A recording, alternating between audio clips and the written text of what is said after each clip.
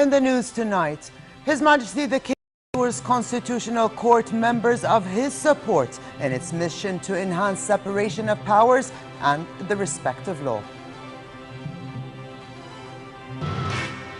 Registration for upcoming parliamentary elections closes with no indication it will be extended.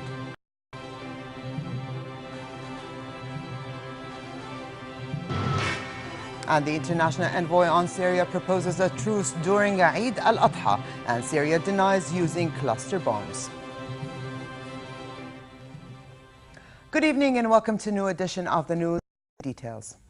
His Majesty the King emphasized the newly established Constitutional Court's role as a basic reference and guarantor to enhanced nation building and the reform process.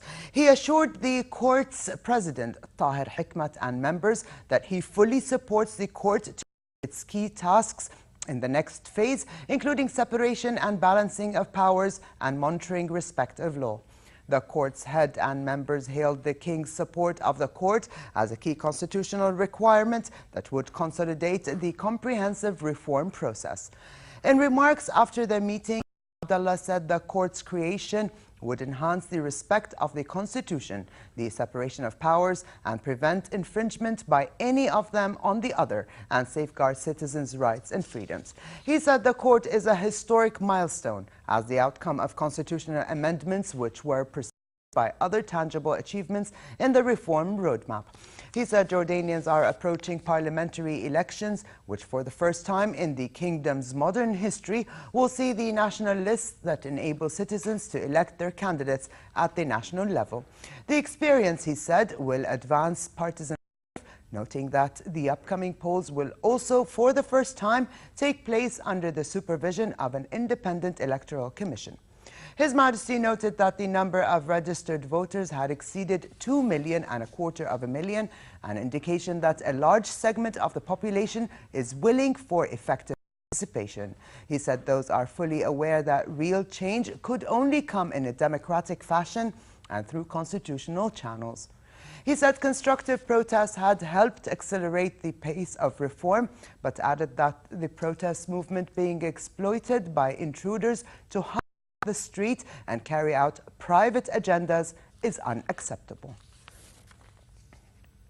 King Mohammed of Morocco begins a working visit to Jordan on Wednesday. During his 3-day trip, the Moroccan monarch will hold talks with His Majesty King Abdullah on ways of cementing Jordanian-Moroccan ties to meet their common interests and serve pan-Arab and Islamic issues. Also on the agenda are the conflict in Syria and efforts to find a just and comprehensive solution to the Palestinian issue, and the situation in Jerusalem, and how to counter recurrent Israeli assaults and threats against Islamic and Christian holy sites.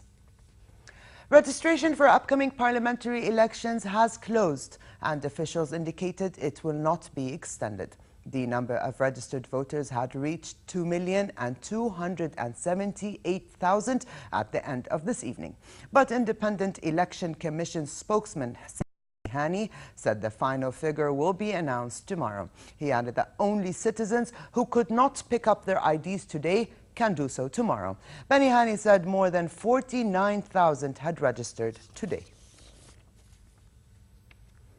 Prime Minister Abdullah Mansour instructed agencies giving care to Syrian refugees to coordinate efforts and take the necessary measures to ensure that Zatri camp is well equipped before winter sets in. Mansour was chairing a meeting of the Higher Steering Committee on Syrian Refugees, saying His Majesty the King had instructed him to convene the meeting, as Jordan is highly concerned with the well-being of Syrians fleeing the escalating violence in their country. He said Jordan will continue to provide basic services to Syrians and ensure they enjoy respectable sustenance while in Jordan. So reminded the meeting of the numerous waves of refugees that were received and hosted by Jordan over the years, adding that now is no different. Jordan must live up to its good reputation, he said. The meeting also reviewed the feasibility of setting up a new refugee camp in the Halabat area east of Zarqa to enable the kingdom to absorb an increasing number of Syrians and to ease overcrowding at Zatri. Foreign Minister Nasser Joudeh and heads of services committees of Palestinian camps discussed Jordan's efforts to improve living conditions at the camps. Joudeh told the team that Jordan continues to view the Palestinian problem as the core of the conflict in the region. He hailed residents of refugee camps for exercising their constitutional right to register for upcoming parliamentary elections. Separately, Joudeh discussed the Middle East peace process and Syria with visiting British Shadow Secretary Douglas Alexander. They also discussed Jordanian-British ties and agreed to continue consultations to advance cooperation. International peace envoy Lakhdar Brahimi appealed to Iran to help arrange a ceasefire in Syria during the holiday of Eid al-Adha.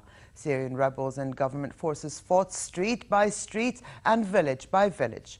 Syria denied it used cluster bombs in the battles, saying it did not possess such weapons. Here's more on the conflict with Khal.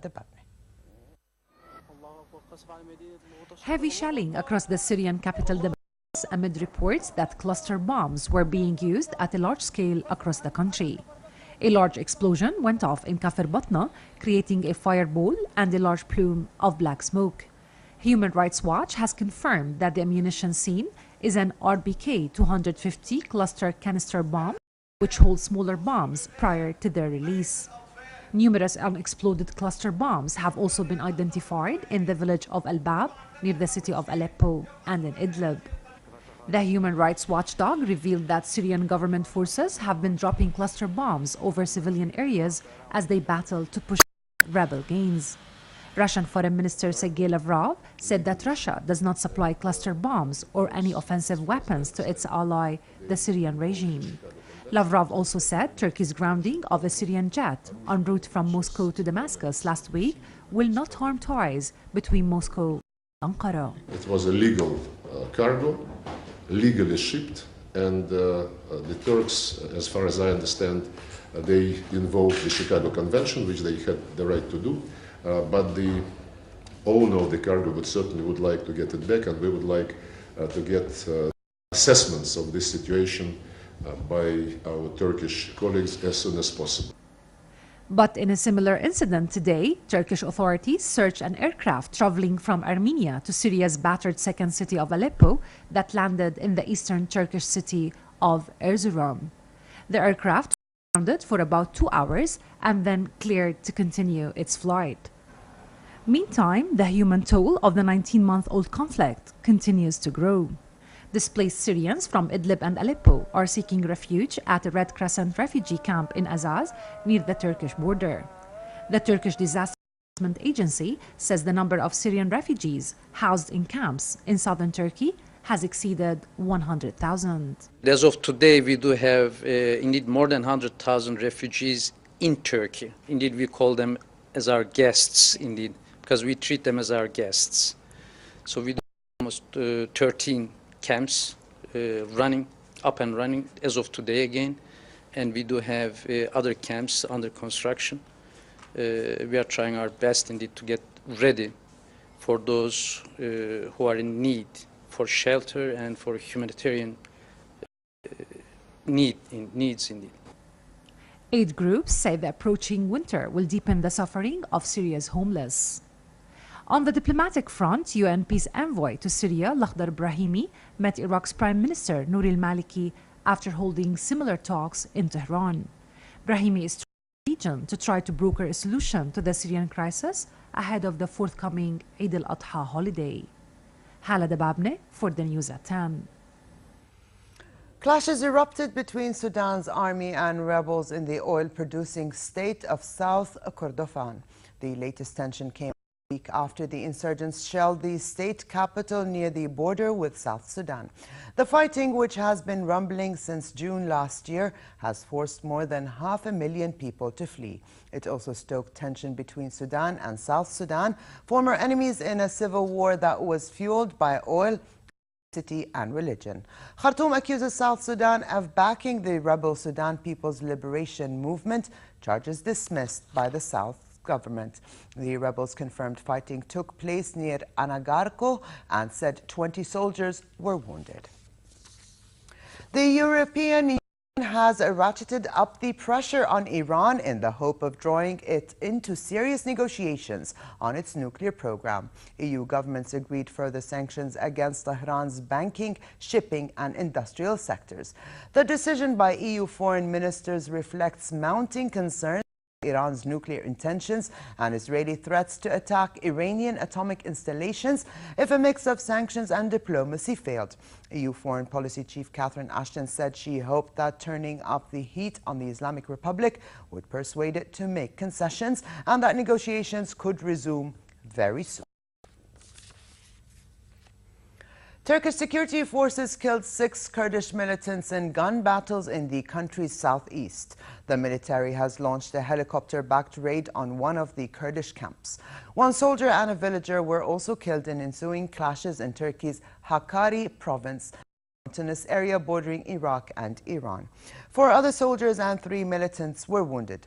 Militants from the Kurdistan Workers' Party, known as the PKK, have carried out a spate of attacks on military targets in the past few months, stepping up a 28-year-old insurgency. The PKK is considered a terrorist group by Turkey, the United States, and the European Union.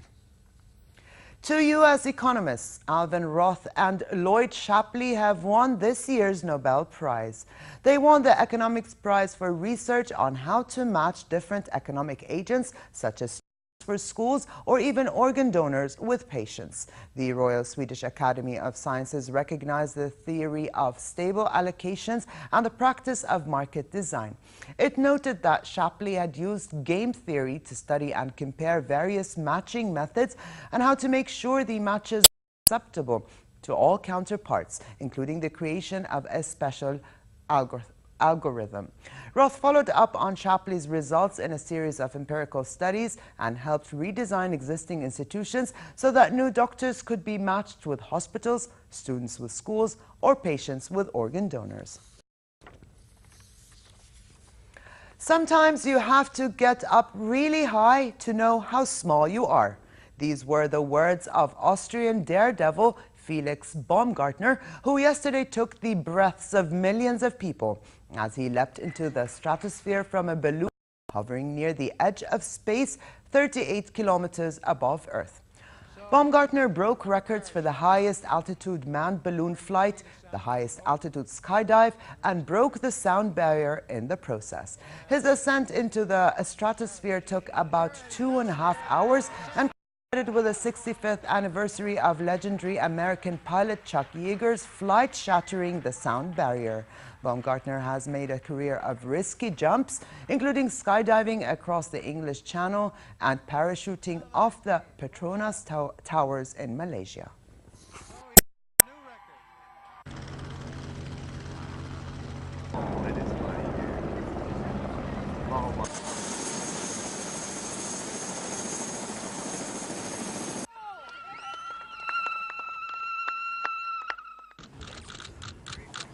Well, first of all, these are some mind-blowing numbers, but I couldn't have done it without my team because you're only as good as your team is, and I want to say thank you to everybody who was joining my dream. And let me tell you, when I was standing there on top of the world, you become so humble. You do not think about breaking records anymore. You do not think about scientific data. The only thing that you want is you want to come back alive, you know, because you do not want to die in front of your parents, your girlfriend, and all these people watching this. This became the most important thing to me when I was standing out there. A French confectioner is offering chocolate lovers a unique way of choosing their next U.S. president through chocolate voting. Luxury sweet maker Paris Chocolat has unveiled a novel way to test the appetites of political junkies ahead of November polls. The presidential election 2012 chocolate box contains dark chocolate medallions with faces of candidates Barack Obama and Mitt Romney, enticing chocoholics to choose their preferred man for the job. The company has designed a poll with a difference to accompany the boxes. Each time a customer buys a box, they can vote for their favorite candidate online. Earlier this year, the company offered a similar box for the French presidential elections and said the results of the chocolate poll were a very close prediction of the actual election outcome.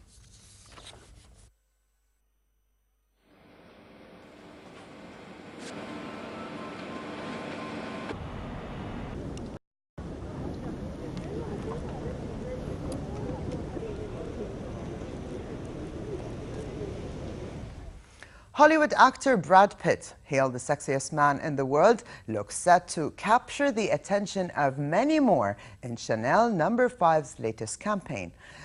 The first man to front the luxury brand's most famous women's perfume, a decision applauded by its creative director, Karl Lagerfeld. Chanel No. 5, with a mix of 80 ingredients, was introduced in 1921 and is one of the best-selling perfumes in the world. Pitt's room have received £4 million for the ad. I think it's the newest idea in the perfume industry, and everybody uses Marilyn Monroe and all the stars redone and all that. So I think the newest idea Chanel could have was to take a man, but for that you have to take the most famous and the most sexiest in the world, and that's Brad Pitt.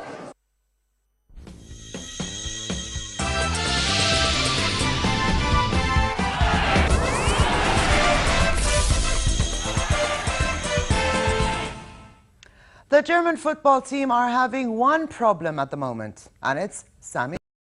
Germany's holding midfielder and Real Madrid player Sami Khedira suffered a muscle injury in Germany's 6-1 win against Ireland on Friday. His coach expressed concern, saying Khedira's injury will make it doubtful for the team's 2014 World Cup qualifier at home. He said he will now have Captain Philipp Lahm back in the squad after serving his one-match suspension. Germany is now in top Group C with 9 points from 3 games, with Sweden in second place on 6.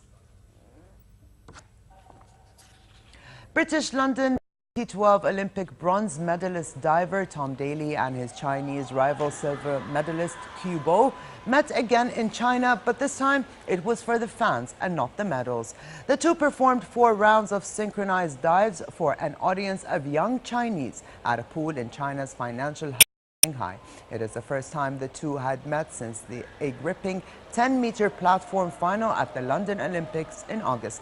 The event was organized by the British consulate in Shanghai to celebrate 40 years of ambassadorial-level relations.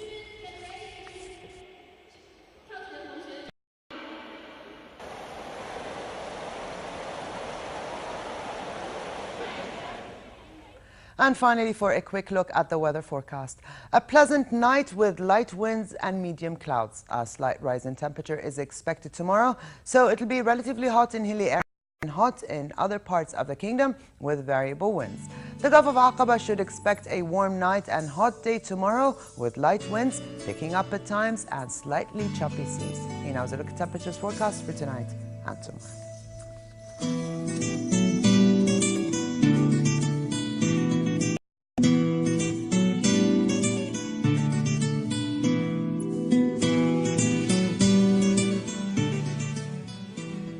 And to close, his reminder of the day's top stories. His Majesty the King assures Constitutional Court members of his support in its mission to separation of powers and the respect of law. Registration for upcoming parliamentary elections closes with no indication it will be extended.